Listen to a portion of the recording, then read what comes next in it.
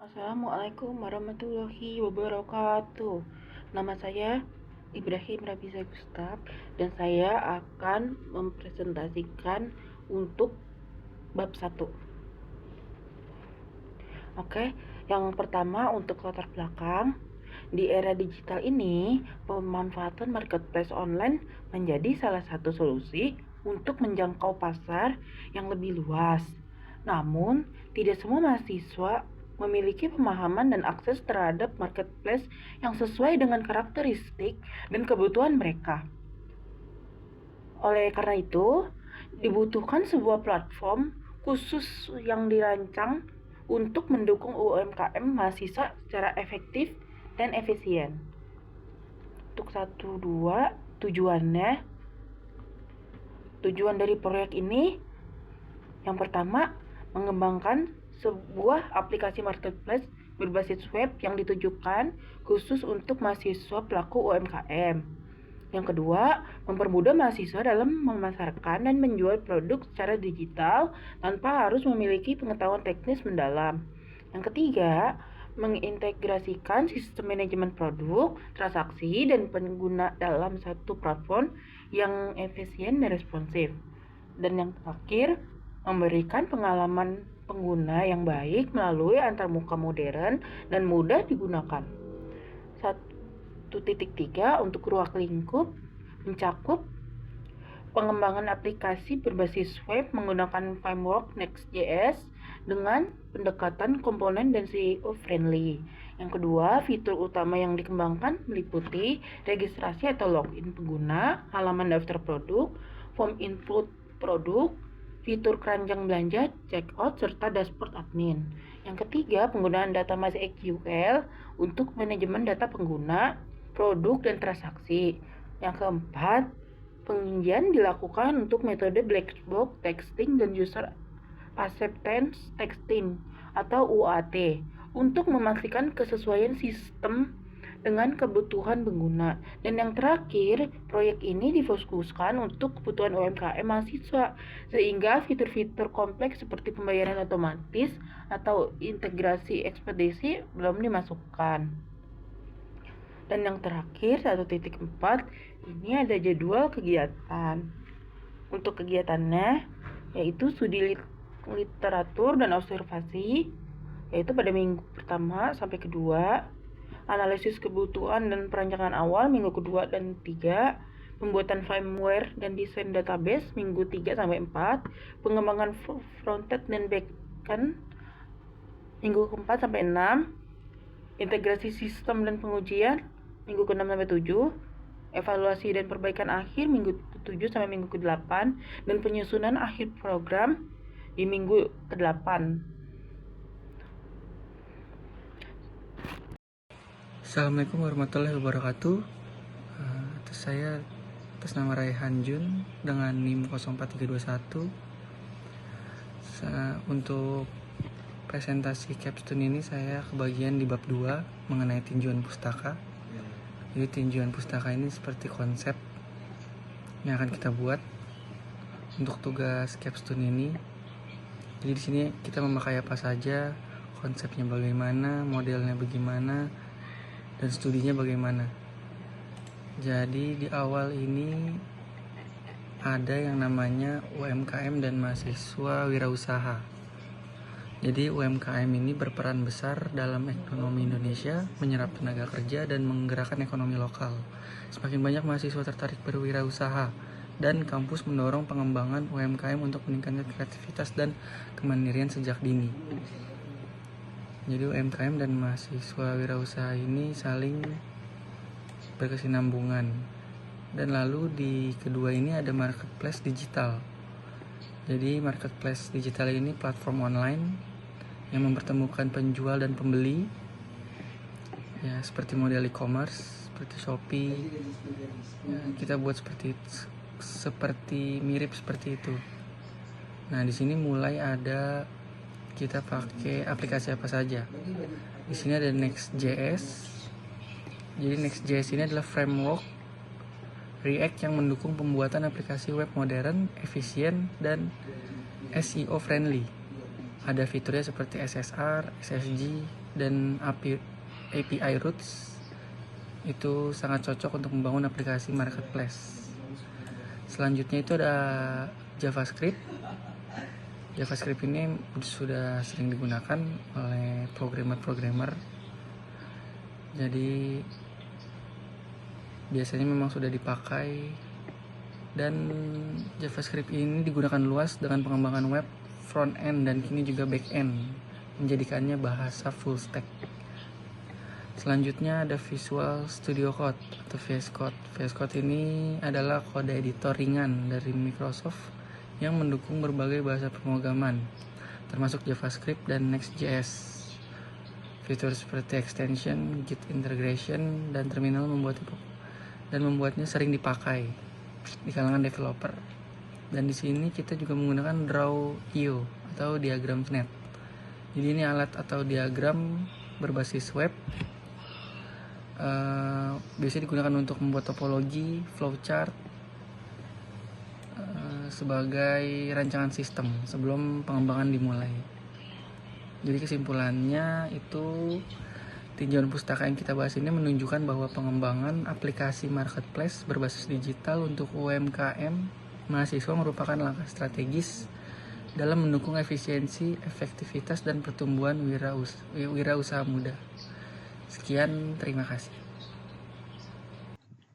Assalamualaikum warahmatullahi wabarakatuh. Nama saya Alvin Supandi dari UPPJJ Bogor.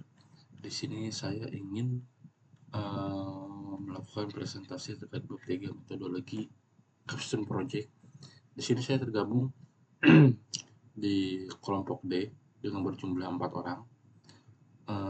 Saya akan mempresentasikan bab 3 terkait dengan metodologi penelitiannya. Yang pertama itu adalah metode penelitian. Dalam proyek ini kita menggunakan metode Research and Development atau R&D. Kenapa? Karena kami ingin mengembangkan produk baru berupa aplikasi marketplace berbasis web yang sesuai dengan kebutuhan pelaku mahasiswa UMKM saat ini. Metode R&D ini cocok kita gunakan karena prosesnya itu mencakup di penelitian di awal, desain dan pengembangan, dan juga uji coba langsung ke penggunanya. Jadi kita melakukan penelitian dulu di awal terkait apa saja kebutuhan dasar yang di aplikasi ini.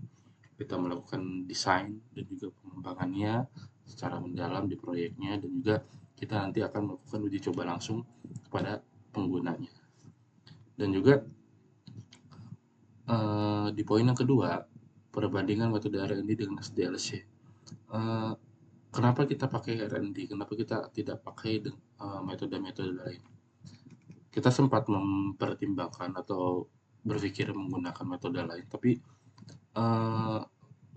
menurut kita di sini metode waterfall itu terlalu kaku, karena sulit kalau misalkan nanti di tengah-tengah proyek itu ada perubahan di tengah jalannya. Lalu di sini kenapa ada juga metode lain seperti iteratif dan agil. Iteratif kemungkinan sistem dibuat bertahap, jadi bisa diuji dan perbaiki sedikit demi sedikit, sedangkan agil lebih fleksibel dan cepat karena dikerjakan dalam waktu yang singkat. Ini bagus, tapi butuh ritme dan juga koordinasi yang tinggi, mengingat kita melakukan proyek ini secara daring atau secara melakukan pertemuan dengan via Zoom. Jadi kemungkinan kita tidak cocok dengan metode itu. Jadi kita pilih metode R&D. Karena metode R&D ini kami pilih karena proyek ini masih eksploratif gitu, dan fokus pada solusi untuk mahasiswanya. Jadi R&D ini memberi kita ruang untuk mengamati, merancang, dan juga menguji ulang. Lalu ada di teknik pengumpulan data. Di teknik pengumpulan data itu kami kumpulkan lewat 3 cara. Yang pertama itu adalah observasi, yang kedua adalah wawancara informal, dan yang ketiga adalah studi literatur. Kita melakukan observasi terhadap aplikasi marketplace yang populer yang lainnya seperti Tokopedia, dan juga aplikasi-aplikasi yang sejenisnya. Lalu kita juga melakukan wawancara informal kepada mahasiswa pelaku UMKM yang mana kita butuh apa saja sih kebutuhan mereka, apa saja strugglean mereka terkait penjualannya, apalagi UMKM. Jadi kita sebisa mungkin untuk melakukan saran-saran yang dari mereka. Lalu ada studi literatur. Kita juga melakukan referensi dari beberapa jurnal, buku, dan juga artikel-artikel online yang ada di internet yang beredar saat ini. Lalu di sini ada proses analisis. Setelah data kami kumpulkan, kita itu membuat analisisnya dulu. Kita analisis kebutuhan sistemnya, kebutuhan sistem yang fungsional dan juga non-fungsionalnya. Apa saja nanti kebutuhan sistem yang ada di aplikasi webnya ini. Lalu kita membuat alur flowchart. Di sini kita buat flowchart-nya dulu untuk memudahkan kita bagaimana sih runtutan awalnya dari mulai kita tahap awal starting, lalu ke tahap middle pengembangan, dan juga tahap akhir atau tahap finishingnya. Jadi proses-proses alur pembuatan aplikasi webnya ini sudah tertera jelas di flowchart yang di sini. Lalu kita juga menyusun analisis SWOT analisis sederhana untuk melihat kekuatan, kelemahan, peluang, dan juga tantangan dari sistemnya itu sendiri. Di poin selanjutnya yaitu adalah proses perancangan. Perancangan ini kita lakukan secara bertahap tentunya ya, yaitu mulai dari pembuatan wireframe untuk menyusun tampilan-tampilan halaman utama yang ada di landing page-nya itu nanti, lalu ada use case diagram untuk menggambarkan interaksi atau hubungan antara user dan juga sistemnya. Lalu ada perancangan database skema untuk membuat struktur table yang akan menyimpan data-data pentingnya terkait data user, data produk, dan juga data transaksinya. Lalu di sini adalah ada pengujian dan evaluasi. Kita melakukan dua jenis pengujian, ada dua jenis. Yang pertama adalah black box testing untuk memastikan semua fitur itu berjalan dengan benar dari sisi usernya, dari sisi pengguna yang memakai web aplikasi marketplace UMKM mahasiswa. Lalu ada user acceptance testing atau UAT, melibatkan di mana mahasiswa ini mencoba aplikasi langsung. Kita libatin beberapa mahasiswa untuk mengecek atau menggunakan sampel yang sudah kita buat di aplikasinya. Lalu kita dengarkan fokus mereka, kita lakukan saran-saran dari mereka, kira-kira apa aja sih yang kurang bisa kita lakukan proyek pengembangan lebih lanjut, yang sudah ada kita pertahankan. Dan juga evaluasi kita itu berfokus ya. Evaluasi kita itu fokus pada kinerja aplikasi, kemudahan pengguna, kestabilan fungsi transaksi atau kestabilan fitur-fitur yang ada di websitenya, lalu tampilan responsif yang ada di berbagai perangkat. Jadi dari kinerja sistem, kita itu berusaha kinerja sistemnya itu rapi dan tidak ada gangguan apapun. Lalu kemudahan pengguna, jadi kita pastikan pengguna itu mudah untuk melakukan transaksi, untuk melakukan pembelian, dan juga kestabilan fitur. Apalagi fungsi transaksi yang sedikit riskan gitu. Jadi harus tanpa ada kesalahan sedikit pun. Lalu ada tampilan yang responsif di berbagai perangkat yang bisa diakses lewat laptop, komputer, atau via mobile smartphone. Jadi kesimpulannya dengan metode R&D ini, kita tidak hanya membangun aplikasi yang berjalan, tapi juga yang benar-benar dibutuhkan oleh mahasiswa UMKM. Ini membantu kami mengembangkan aplikasi yang lebih tepat, guna dan siap untuk dikembanglanjutkan nanti untuk kedepannya. Jadi proyek ini, aplikasi ini dalam waktu kedepannya pun akan melakukan pengembangannya lagi. Terus kita kembangkan. Apa saja yang kurang, kita akan berusaha untuk mengembangkannya, mengikuti dengan pasar UMKM saat ini. Mungkin itu saja yang bisa saya jelaskan. Maaf apabila ada kesalahan. Wassalamualaikum warahmatullahi wabarakatuh. Baik, Assalamualaikum warahmatullahi wabarakatuh. Perkenalkan saya Garis Widiantari, NIM 0447723331. Pada kesempatan kali ini saya ingin menjelaskan pada bagian bab 4, yaitu hasil implementasi sistem dari aplikasi yang telah dibuat. Aplikasi tersebut bernama Marketplace UMKM Mahasiswa Berbasis Web. Fitur yang diamati itu ada serupa dengan landing page yang inovatif. Habis itu implementasi pada sistem itu dibuat halaman utama dengan bahasan singkat tentang platform, keterangannya untuk menarik perhatian pengunjung dan memberikan pemahaman awal. Habis itu di sini ada tampilan data produk yang berbasis grid, form input dengan gambar, dashboard admin sederhana dan login dan registrasi terpisah. Untuk halaman ini saya menggunakan framework JavaScript Next.js. Habis itu untuk CSS menggunakan Tailwind. Habis itu untuk menggunakan database-nya itu menggunakan XAMPP dan untuk konfigurasinya menggunakan Prisma ORM. Nanti di sini akan saya jelaskan di bagian kodenya. Nah, di sini pada tampilannya juga kita ada bagian landing page, ada login, ada dashboard admin, daftar produk, form input dan produk. Tapi di sini masih saya buat data dummy, jadi nggak semuanya bisa ditampilkan. Karena kebetulan pada pengerjaan kali ini saya basicnya hanyalah front end, jadi nggak bisa sampai full stack sampai ke semua database. Paling hanya dibuat login admin dan user aja. Nantinya sih kedepannya kalau sudah berjalan ada project besar benar-benar itu sambil berkembang, mungkin bisa semuanya dengan menampilkan produk-produk yang diupload.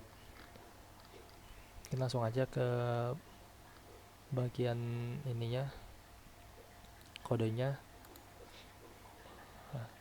Sebelumnya ini sudah saya jalankan. Nah, di sini kan udah dibuat nih data-data usernya, ada sebagai user sama admin. Jadi nanti loginnya ada halaman berbeda. Nah, ini tampilan awalnya seperti ini.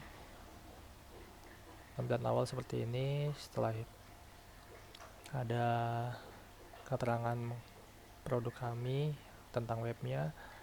Habis itu ada footer untuk memberikan informasi tambahan. Ya, di sini juga udah kita buatkan tentang kami. Jadi si pengguna nantinya bisa membaca dengan sendirinya. Habis itu ada produknya. Nah, produknya di sini kan masih data dummy, jadi belum semuanya bisa ditampilkan dengan baik.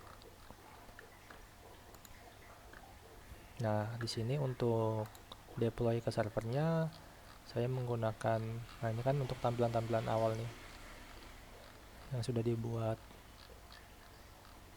Nah, kalau untuk deploy ke servernya saya menggunakan Vercel untuk bantuan. Jadi bisa dilihat hanya bagian depannya saja, tapi tidak bisa login nanti. Yang login hanya pada sistem lokal saja, karena butuh server dan saya tidak ada server yang berbayar. Jadi hanya menggunakan yang versi gratis untuk sekedar informasi menampilkan produk. Sebelumnya nantinya akan bisa berkembang lebih jauh. Nah, di sini untuk di deploy-nya menggunakan Vercel. Nah, sekarang kita tes untuk login dengan menggunakan user yang sudah dibuat di sini. Kita menggunakan pertama, kita login dulu nih dengan database yang tidak ada di sini. Misalnya contoh dimas@email.com, login. Nah, kalau implementasi login pada awal, kalau nantinya nggak bisa login maka akan muncul notifikasi kayak gini. Nah, di sini sudah ini untuk validasi formnya.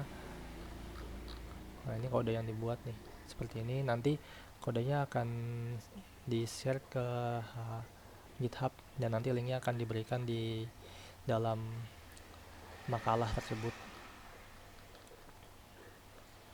Jadi udah dibuatkan semua tuh, validasinya, lupa password. Nah, di sini untuk tampilan UI-nya nih kayak tadi, footernya yang di bawah itu, header yang bagian di atasnya, yang di bagian sini ini untuk header. Di situ ada product card. Nah, untuk product card tuh untuk menampilkan ini. Nah, ini nah, register ini form untuk membuat form tampilan register. Nah, nantinya seperti ini formnya. Nah, untuk login, nah, ini tentang kami, halaman tentang kami nih. Nah, ini tentang kami, yang ini halamannya. Selanjutnya ada di produk. Nah, ini halaman produk. Nah, kebetulan di sini datanya masih pada dummy semua, jadi munculnya hanya seperti ini. Nah, nantinya bakal kita kembangin lebih jauh lagi, tapi berhubung memang saya mampunya baru sampai menampilkan seperti ini, jadi hanya ditampilkan seperti ini. Habis itu halaman login. Nah, login tadi sudah kita coba. Halaman login itu seperti ini, sudah kita buat. Nah, untuk konfigurasinya, untuk dari halaman ini konfigurasi ke database, saya menggunakan Prisma. Nah, skemanya seperti ini sudah dibuat. Nah, database menggunakan MySQL. Nah, untuk itu kita ngambil URL dari sini, dibuatkan di dalam folder env. Nah, ini skemanya seperti ini untuk membuat semua. Nah, setelah udah dibuat kayak gini, tinggal kita nantinya di sini saya ini buka terminal npx generate, nanti udah otomatis DB yang semua di sini muncul di sini nih, kayak order, produk, nih, review. Nah, cuman kan di sini belum ada, saya baru sampai membuat di user. Jadi coba kita tes saja dengan user sebagai halaman user. Nih, kita buat dengan user yang ada. Misalnya kita menggunakan si Raffi.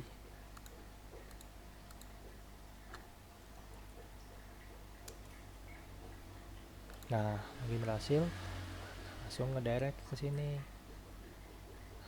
Nah, di sini udah saya buat profil, pesanan, pembayaran, pengaturan. Nah, di sini ada pesanan saya. Kebetulan di sini datanya masih dummy, tapi kurang lebih gambarannya seperti ini.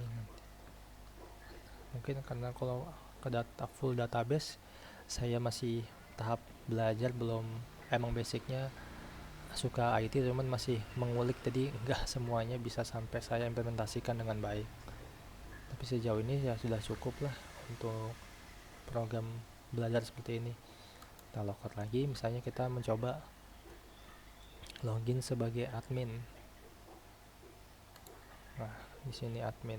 Nah, untuk password semua emang udah di hash, jadi tidak bisa terlihat passwordnya apa. Sekarang kita coba login seperti admin.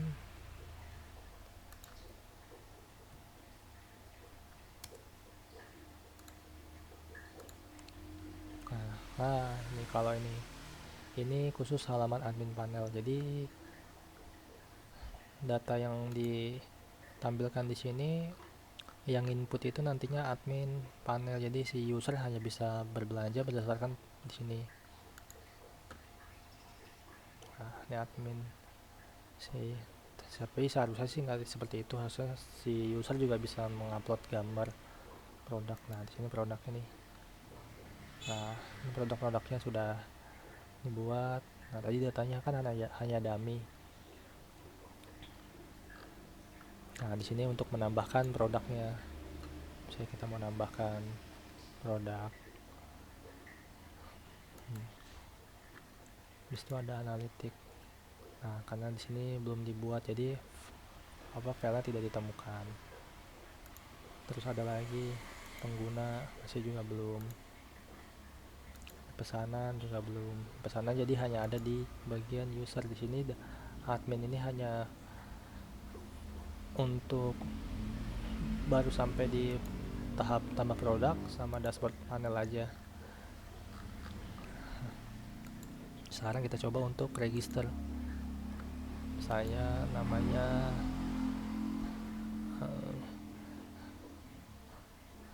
Rahma, namanya Wati, emailnya rahma@gmail.com, passwordnya 12345 aja. Nah, kita daftar nih. Oke, nah sudah selesai, berhasil. Kita cek di database, sini belum ada, kita refresh dulu. Nah, setelah di refresh baru muncul Rahma. Nah, sekarang kita coba login dengan si Rahma. Nah, 1 2 3 4 5 login. Oke, login berhasil. Nah, masuklah ke halaman si user tuh. Di sini user dashboard, kalau tadi admin, sini admin.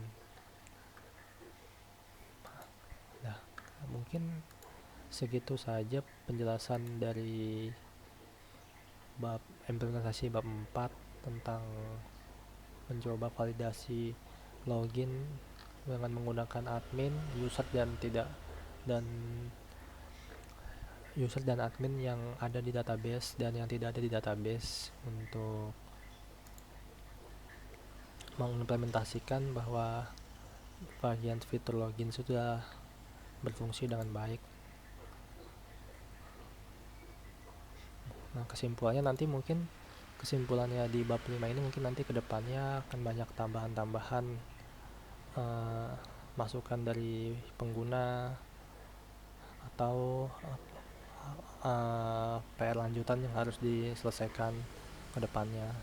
Cuman karena saya masih tahap belajar pengembangan, jadi saya hanya mampu sampai seperti ini saja tadi yang telah saya sampaikan.